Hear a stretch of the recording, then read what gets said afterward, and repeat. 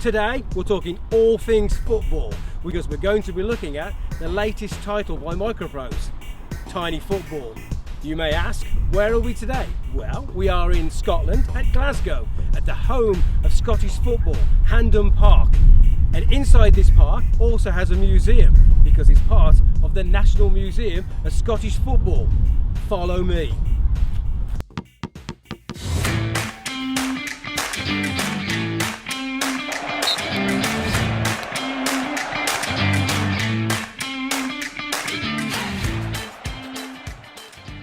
We're at the Scottish Football Museum, which is within Hampden Park in Glasgow. This is the third Hampden Park to exist, and it's been here since the year 1903. The museum was established in 1994 and it moved here in 2001, and we've been here ever since. This is the only place to see the real Scottish Cup, which is the oldest national football trophy in the world. We also have loads of priceless artefacts here from the wonderful, varied and rich history of Scottish football.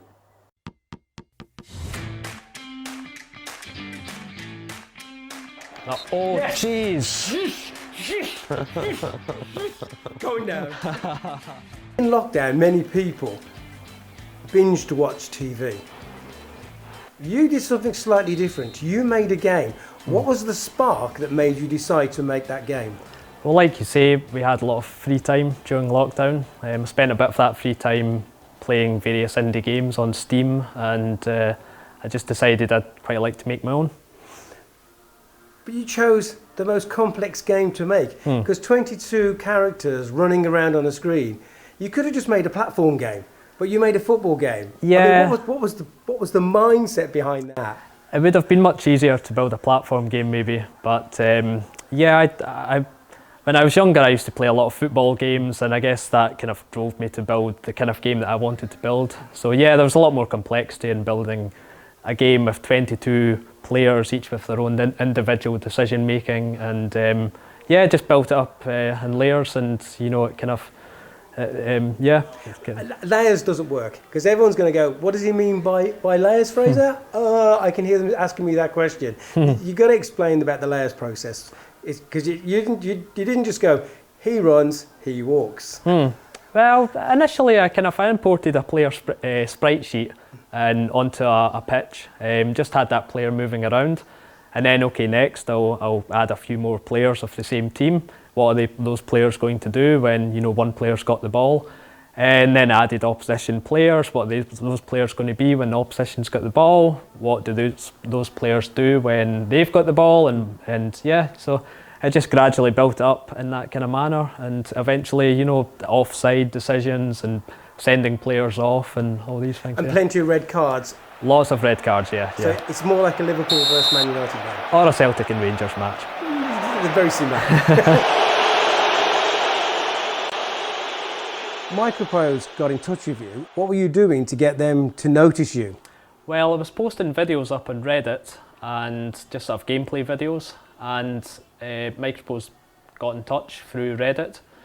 So you answer spam emails? Yeah, I mean, I didn't know how genuine it was at first. I sent an email back, but I got a response, and then we had a discussion on Skype, and decided that we'd like to sort of partner up for the game. So they were generally quite excited by that slightly retro style of looking a game then? Yeah, from the first conversation, I really felt like, you know, we shared the same enthusiasm for those kind of games, you know, retro kind of 90s style football games. And yeah, we were both sort of quite excited about the game and where we could both take it.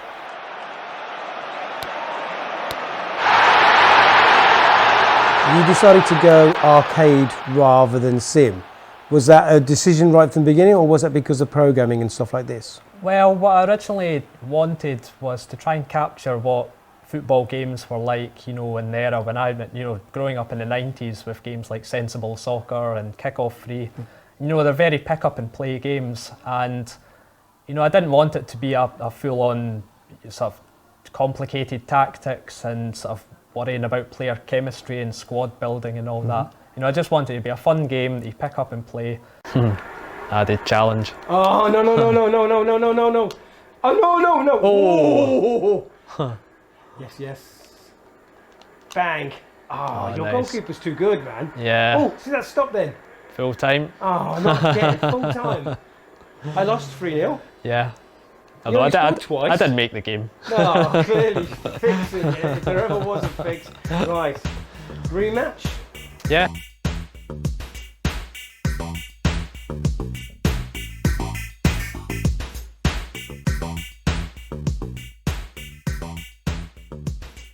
The Scottish Cup is the oldest trophy in the world, but the FA Cup in England is the older competition. So whose fault is it that we have the oldest trophy? The answer is Aston Villa. In 1895, Villa won the cup, decided that they would like to display it to the good people of Birmingham, as their right to do. Yeah, of course you do. You've got one of the most famous trophies, if not the most famous football trophy in the world on your doorstep. So they put it in a shop window overnight and, surprise, surprise, it gets stolen. Never seen again. Never seen again. Now, it's likely that the original trophy was melted down and turned into silver coins, because let's face it, if you wander around with a trophy, then people are probably going to know you've stolen it. Yes, so, of course. So as it was, the trophy was never seen again. That's the most likely explanation for what happened to it, but obviously the FA in England were very embarrassed by it. So the following year, in 1896, they commissioned an exact replica, which can now be found at the National Football Museum in Manchester. The software that you used to create this game, Yeah. could you give us a bit of info about that software? Yeah, sure. I chose to build a game in Godot engine. Godot is a free open source game engine, and it's basically handled everything that I've wanted it to do. I know there's other great sort of gaming engines out there like Unity and Unreal, but I was really pleased with what Godot could do, and never been so frustrated to try anything else. So yeah. But how complex is this engine to use to make games? The engine's quite straightforward to, it's got a really nice interface, and there's a ton of online tutorials and documentation, and you sort of build up a game with nodes and scenes, and one single player is a scene, a pitch is a scene, and thereafter it's very much just down to coding. So JD script is the language that's typically used in Godot, and it's very, very nice language to use. Yes! See, that's a goal. Yeah. Ready? Watch it. Ready? Watch it. Power. Chip. Boom! Yeah. Can you explain a little bit about the multiplayer aspects of this game and how you play it? Yeah, sure. It's so there's a variety of tournaments in the game, and you can have a number of players all playing together. Obviously, during the game, you only have 2 players playing together at the same time. But you can play with controller, you can play with keys, and yeah, it's. So that's joining on one PC, yes? Yeah. But can you do an online one-on-one? Currently, at the moment, through Steam, you can do sort of remote play, and you can play people, around, anywhere really in the world. Okay, so you could invite your best friend who's, say, living in Glasgow. Yeah. I'm gonna go, do you want a game? Yeah. And then that works with Steam, yes? Yeah. Penalties. You ready? Yeah. Mm-hmm. Okay, who goes first? Okay, it's Scotland to go first. Oh, saved.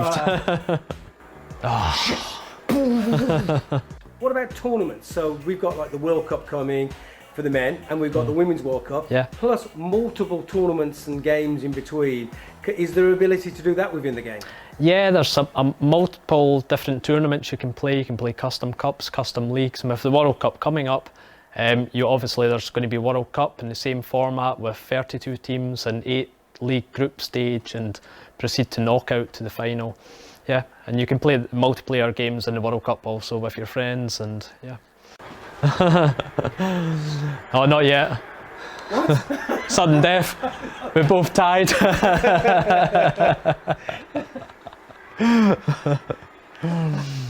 Oh. So you score this one, you've won. I've won, yeah. Yeah.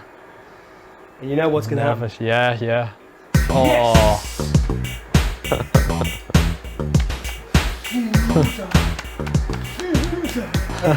Yes!